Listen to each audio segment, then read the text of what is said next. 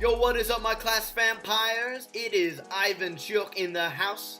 Today we're going to be learning how to do Excel pivot tables. Hey, so big thumbs up to all my subscribers. If you like this video, go ahead and smash that like button. Smash it. Do physical damage to that like button. Do you understand me? So what we're going to do now, we got all our beautiful data over here. So we're just going to look at our data. Yeah, that's good data, man. Awesome data. So what we're going to do is we're going to take that data and we're going to select it all. See? We're going to select all the data. All right. From there, we're going to go to Insert. Yeah. And then from there, we're going to go to Pivot Table. So if you don't see the pivot table, here it is. We're going to select, that's our group right over here, A to P. Excel got it on lock. And we're going to press OK, and it's going to make an entirely new worksheet. See? It's got a worksheet with all the field names. Okay, so now what we have to do is we have to set up the columns and rows for our pivot table. And we're going to start with the column. We're going to go to room type. And as you can see, there are 3 different types of rooms. There's entire house or apartment, that's private room, and there's shared room. And that's for the Airbnb that you can find in Washington, D.C. So now we're going to go ahead and pick our rows. So the row that we're going to pick is neighborhood. See, right over here. We're going to pick the neighborhood field name. We're going to move it over to rows. And you can see all the different kinds of neighborhoods in DC that you can get an Airbnb in. So now we have to find the value. And the value is going to be price. So we're going to move that down here.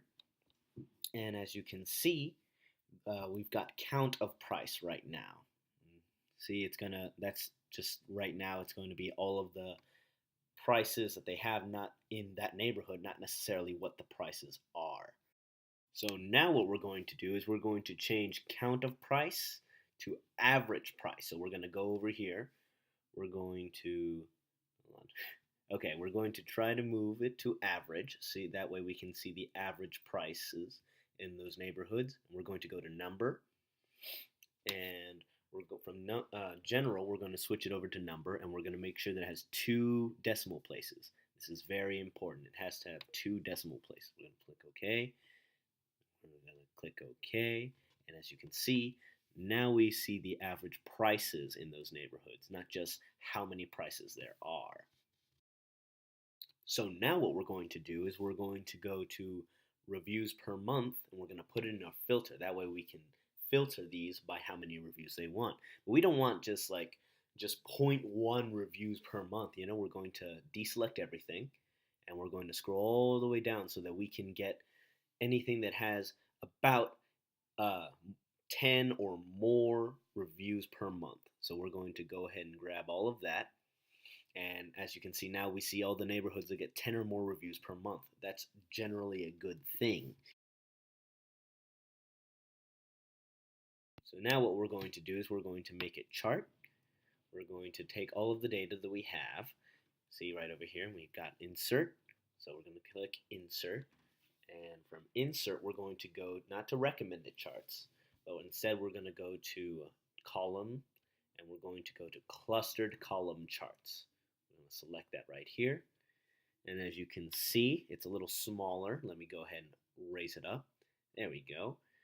So as you can see, we've got our little chart here. I'm going to see if I can make it a little bit bigger, just so that everyone else can see. Okay, there we go. And you can see the neighborhoods. You can see how it's organized. It's organized by the entire room or apartment.